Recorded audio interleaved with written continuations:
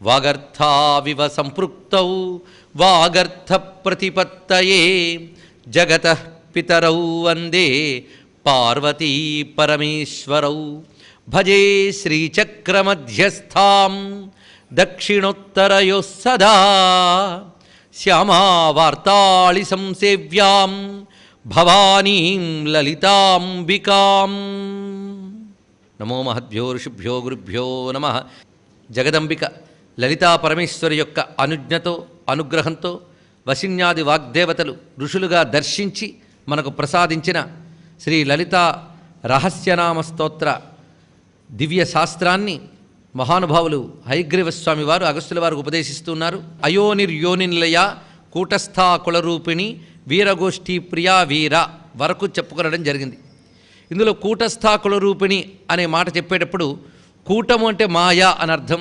మాయామయమైన ఈ ప్రపంచమే కూటము, దాని యందు ఎవరు అధిష్ఠించి ఉన్నారో ఆ తల్లి కూటస్థ, ఇదొక అర్థము.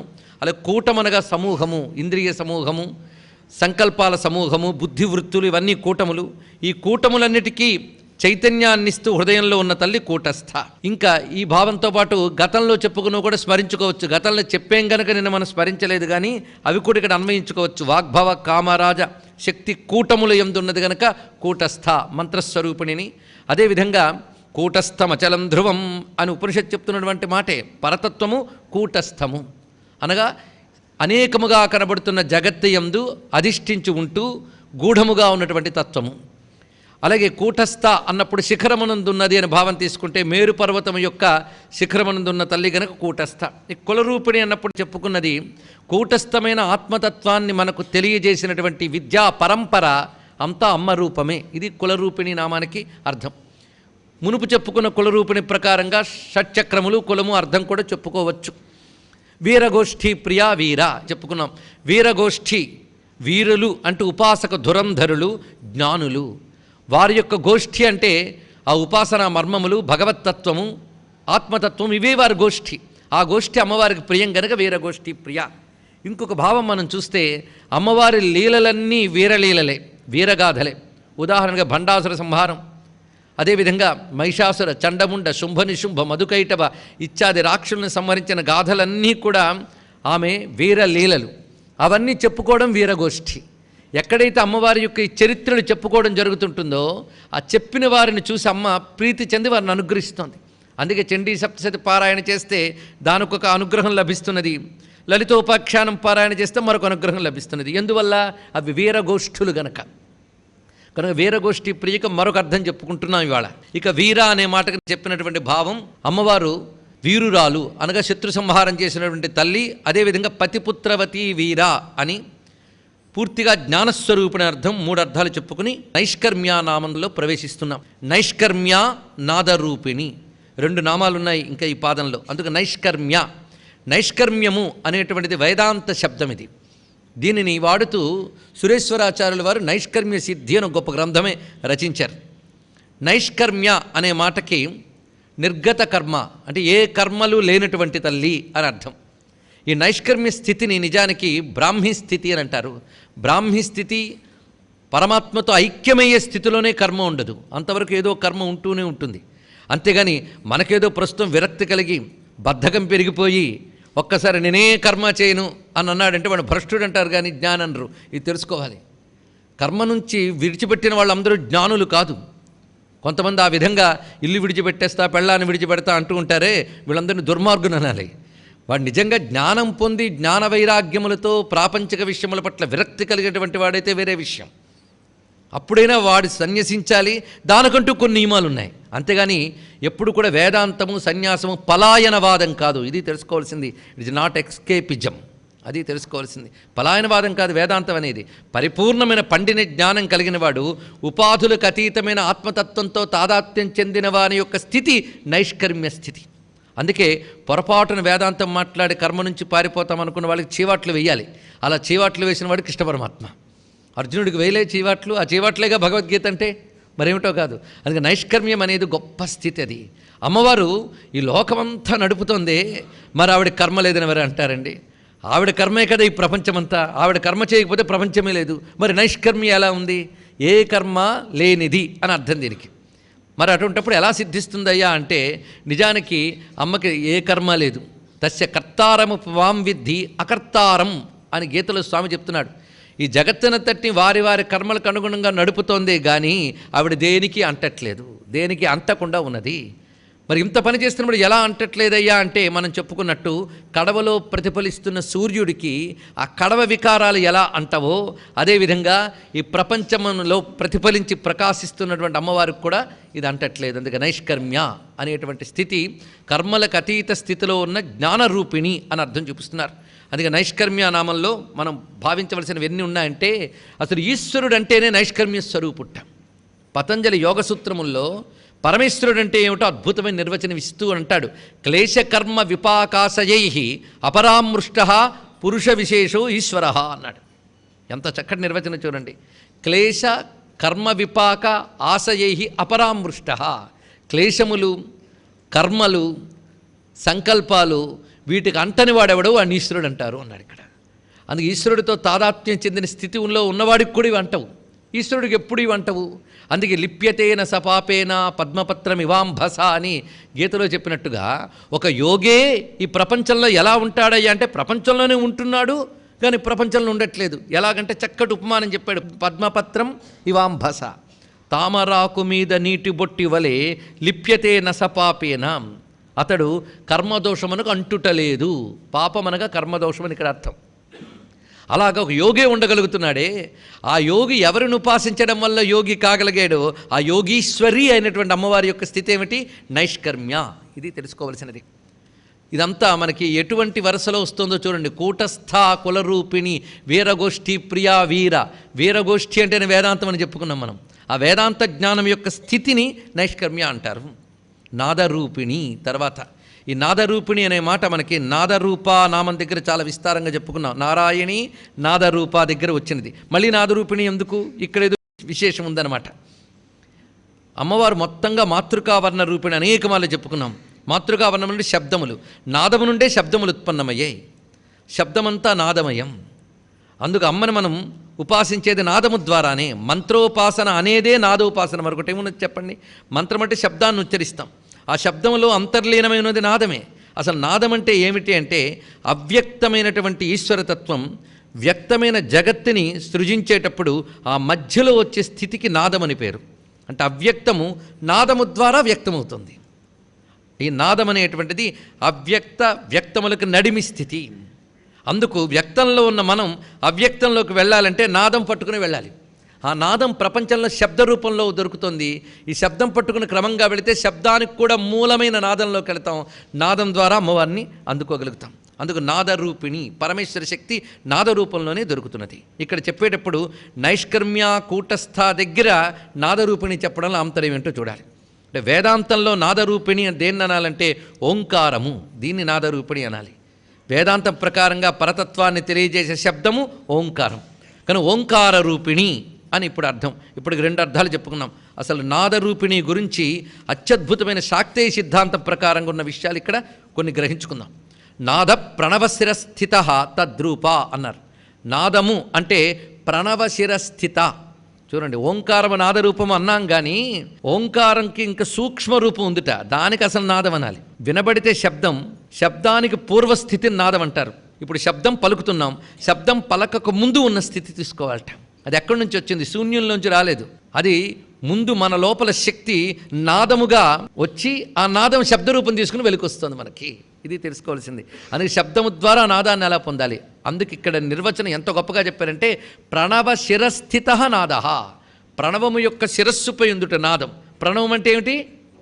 ఓంకారం. ఓంకార యొక్క శిరస్సు మీద ఉందంటే ఓంకారముకు పై కొన అని చూపిస్తున్నారు ఇక్కడ. దీన్ని తురీయ భూమిక అని అంటారు. ఓంకారంలో అకార ఉకార మకారములు 3 భూమికలు, దాని పైన ఉన్నది తురీయ భూమిక.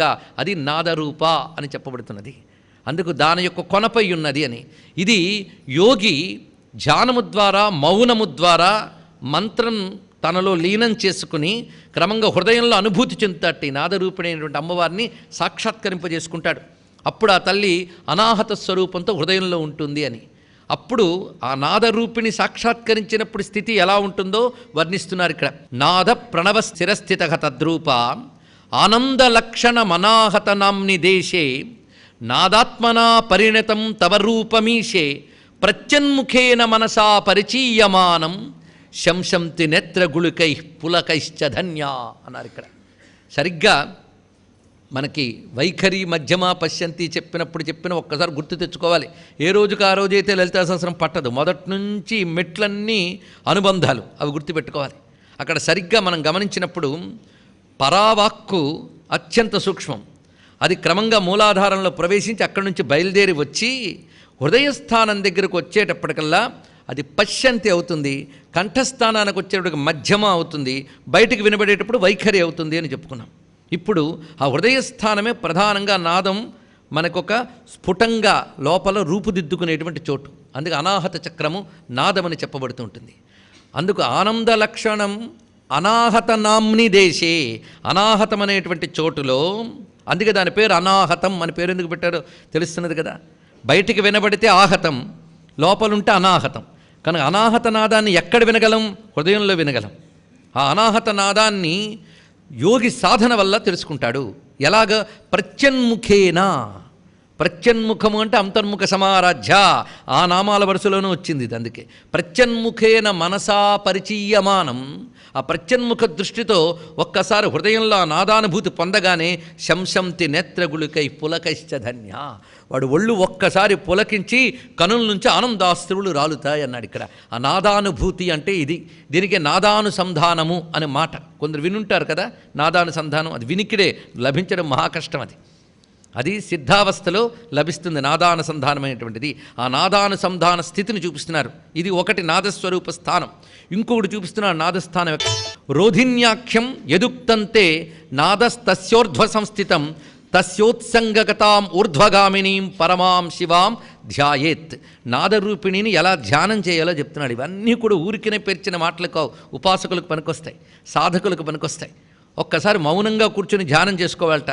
ఆ ధ్యానం చేసినప్పుడు అమ్మవారిని పరమాం శివాం ధ్యాయేత్. ఎక్కడున్నది అంటే భ్రూమధ్యస్థానంలోంచి ఒక్కొక్క అంగుళం పైకి అలా వెళుతూ ఉండగా సరిగ్గా రోధిని అనే దశ దాటి బ్రహ్మరంధ్రంలోకి వెళ్ళబోతున్న దశలో వస్తుంది నాదాంత అనే స్థితి.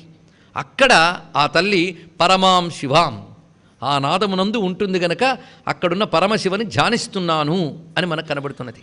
అందుకు నాదరూపిణి అనే మాటలో ఇంత భావం ఉన్నది. ఇప్పుడు ఈ నాదరూపిణి నామం తర్వాత గ్రహించవలసినటువంటి మరొక ముఖ్యమైన విషయం వివరిస్తున్నారు. విజ్ఞాన కలన. నాదరూపిణి తర్వాత విజ్ఞాన కలన రావడంలో ఉన్న అందం చూడాలి. విజ్ఞాన కలన కళ్యా విదగ్ధ బైందవాసన. ఇందులో ఉన్న విశేషం పరిశీలిద్దాం. మొత్తానికి నాదం గురించి మనం మాట్లాడేటప్పుడు బయట వినబడేటువంటి శబ్దము నాదమే, దాని యొక్క ప్రారంభ దశ పూర్వదశ నాదమే. అది బయటికి అనుభూతిలోకి రాదు, అది శబ్దమే అనుభూతిలోకి వస్తుంది. శబ్దం యొక్క సూక్ష్మదశ సమాధి స్థితిలోనో ఏకాంత స్థితిలోనో హృదయమునందో లేకపోతే సహస్రార స్థానం వద్ద అనుభూతి వస్తుంది. అది నాదము యొక్క మూలస్థానం. నాదము యొక్క వ్యక్తస్థానం మనం మాట్లాడుకునే శబ్దాలన్నీ కూడా. అయితే ఈ శబ్దాలన్నీ అమ్మవారు పలికిస్తున్నారు. నాదరూపంగా మనలో ఉంటే పలకగలుగుతున్నాం, లేకపోతే పలకగలమా? కనుక నాదరూపంగా అమ్మవారు ఉంటేనే శబ్దరూపంగా బయటకు వస్తుంది. కనుక వినబడుతున్న శబ్దంలో మనం కనిపెట్టలేని విధంగా నాదం ఉంది. అక్కడ శక్తి అక్కడ ఉన్నది. ఇది తెలుసుకోవాల్సింది. అందుకే నాదరూపిణి అనే నామంతో అమ్మవారిని ఆరాధన చేసుకోవాలి.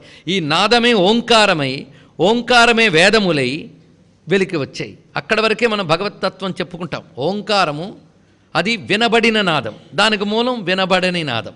వినబడని నాదం నుంచి వినబడే ఓంకారం వ్యక్తమైతే ఓంకారం నుంచి వేదములన్నీ వ్యక్తమయ్యాయి. ఇప్పటి వరకు వేదముల వరకు అమ్మరూపములే. ఆ తర్వాత అవి గ్రహించే లోకంలో మిగిలినటువంటి శబ్దములన్నీ ఉత్పన్నమయ్యాయి. కనుక శాస్త్రము అంటే వేదమే, వేదాన్ని ఆధారం చేసుకొచ్చినటువంటి శాస్త్రములు. వేదముతో మొదలుకొని అన్ని శాస్త్రములు కలిపితే 14. ఈ 14 విద్యల యొక్క తెలివిని విజ్ఞానము అని అంటారు. అందుకు నాదరూపిణి అయినటువంటి ఆ తల్లియే రకరకాల శాస్త్రములు ఏర్పరిచి ఆ శాస్త్రముల యొక్క తెలివిగా తానే ఉంది గనక విజ్ఞాన కలన. అది ఇక్కడ నాదరూపిణి తర్వాత విజ్ఞాన కలన నామంలో ఉన్నటువంటి అనుబంధం మనం గమనించుకోవాలి. కనుక ఏ విజ్ఞానం తెలుసుకోవాలని దిక్కేమిటి? శాస్త్రమేగా. శాస్త్రములు ఎన్ని అంటే చతుర్దశానాం విద్యానాం ధారణం హి యథార్థతః విజ్ఞానమితి తద్విద్యాత్. ఇది ఇక్కడ నిర్వచనం చెప్పారు. విజ్ఞానం అనే దాని డెఫినిషన్ చూడండి ఏం చూపిస్తున్నారు. అన్ని విద్యల యొక్క తెలివిని గ్రహించడమే విజ్ఞానము. కనుక విజ్ఞానం అనగా శాస్త్రముల ద్వారా గ్రహించే తెలివి. బోధపడుతున్నది కదా ఒక్కొక్కటి కూడా. కనుక నాదరూప క్రమంగా ఎలా శాస్త్రములుగా వచ్చిందో తెలుసుకోవాలి. ఆ తెలివి మనకి ఇవ్వడం కోసం ఆవిడ కూర్చుంది. ఈ శాస్త్రములన్నీ ఆ నాదరూపమే కూర్చుంది. వేదములు 4 వేదాలు, ఎన్ని శబ్దాలు?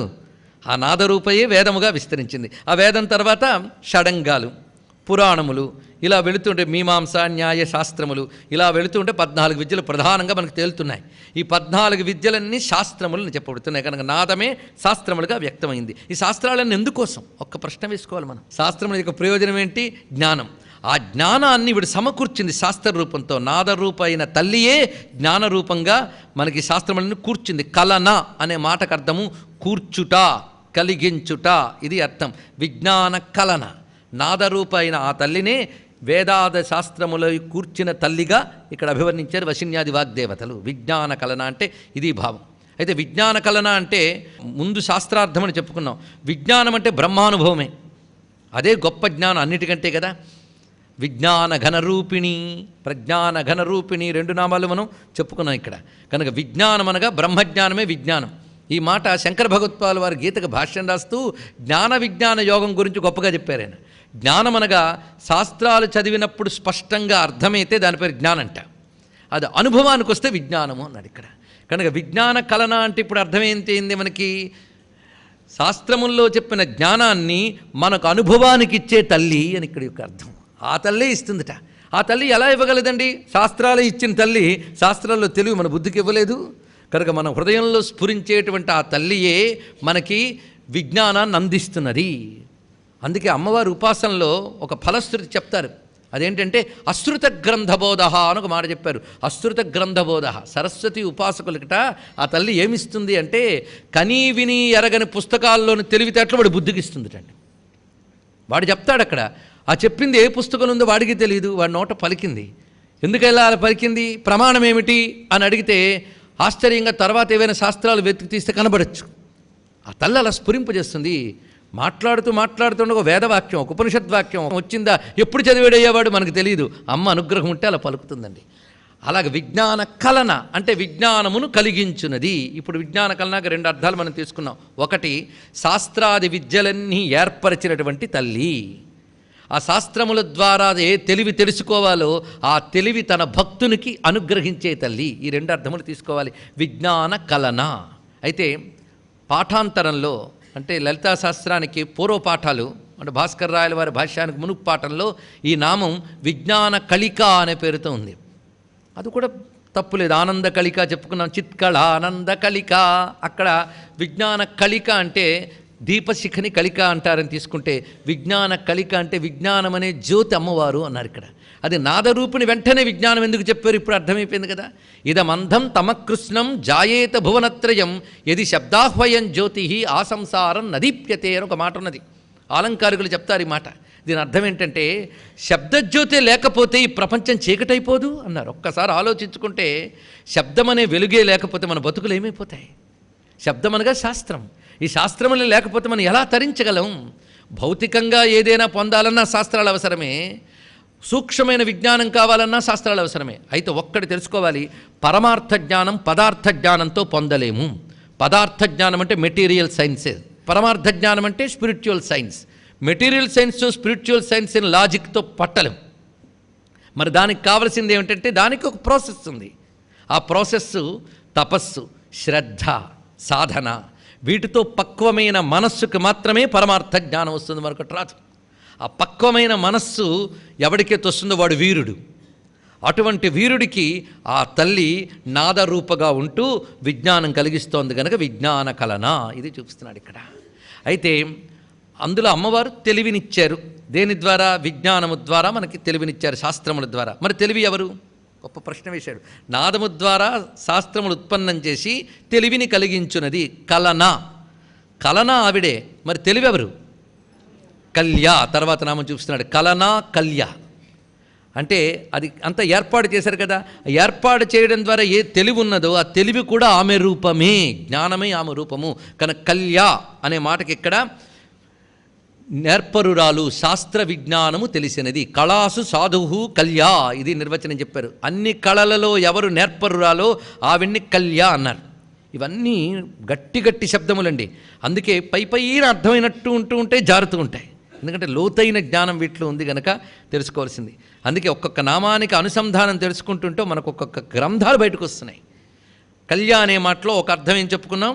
కళలయందు నేర్పరురాలు కళ్యా, కళాసు సాధువు కళ్యా అని చెప్పారు ఇక్కడ. అయితే ఇక్కడ మనం గమనించుకోవాల్సింది, కళలయందు అంటే కళలంటే ఏమిటి? గతంలో మనం అనేక మార్లు చెప్పుకున్నాం. కళలు అంటే విద్యలు. కానీ కళలయందు నేర్పరురాలంటే అన్ని విద్యల్లోనూ నేర్పరురాలు. ఏ విద్యలో ఆవిడ నేర్పరురాలు కాదు, ఆవిడకి ఎవరు విద్య నేర్పగలరు? పరాపర విద్యలు రెండు ఆవిడ స్వరూపములే. కానీ కళ్యా అంటే విద్యల యొక్క నేర్పరితనం ఆవిడ. ఏ విషయమైనా మనకి బాగా అర్థం కావాలంటే ఈ కళ్యా అనుగ్రహం ఉండాలండి. అందుకు కళ్యా అనగా సర్వ కళల యందు నేర్పరితనము కలది. దీన్ని స్కిల్ అని అంటారు. అలాగే మన విద్య అనగానే మాటికి బ్రహ్మ విద్య అని అర్థం చెప్పుకోవాలి తురీయంలో. అందుకు ఆవిడ బ్రహ్మ విద్యా స్వరూపురాలు. బ్రహ్మ విజ్ఞానమే తన రూపముగా కలిగినది. విజ్ఞాన కలన కళ్యా అని చెప్పడంలో ఉద్దేశం ఏంటంటే, విజ్ఞానం కలిగిస్తోంది ఆ తల్లి, ఆవిడే విజ్ఞాన రూపిణి. మనం చెప్పుకున్నాం ఒక ఉదాహరణ, సూర్యుడు వెలుగునిస్తున్నాడు, సూర్యుడే వెలుగు, అలా అన్నమాట ఇక్కడ అర్థం. విజ్ఞానం ఇచ్చేది ఆ తల్లే, విజ్ఞానము ఆ తల్లియే. ఇది కళ్యా శబ్దానికి ఒక అర్థం. ఇంకా ఎన్ని అర్థాలు పరిశీలించుకోవాలి. ఇప్పుడు నాదరూప ఎప్పుడు అనుభవంలోకి వస్తుంది మనకి? ధ్యానం వల్ల, ధ్యానంలో పండిన దశలో వస్తున్నది.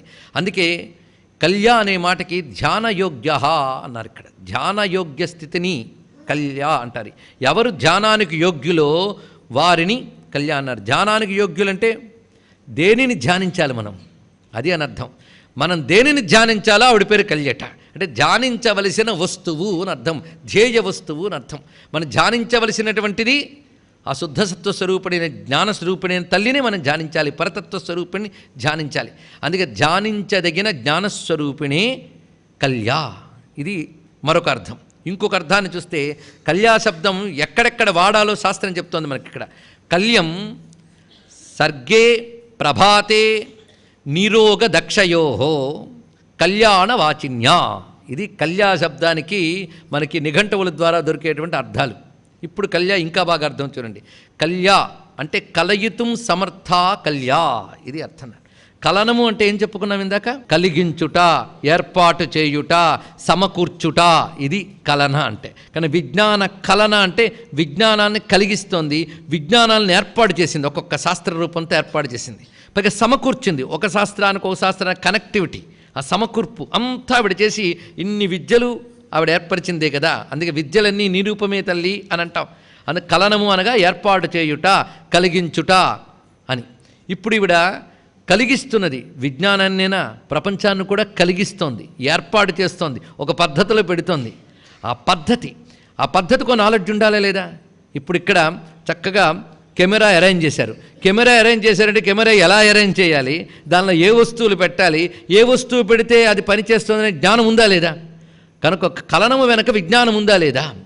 అలాగే ప్రపంచమనే కలనం వెనక ఉండే విజ్ఞానమే అమ్మవారు. విజ్ఞాన కలన, ప్రపంచ నిర్మాణ విజ్ఞానం ఆవిడ.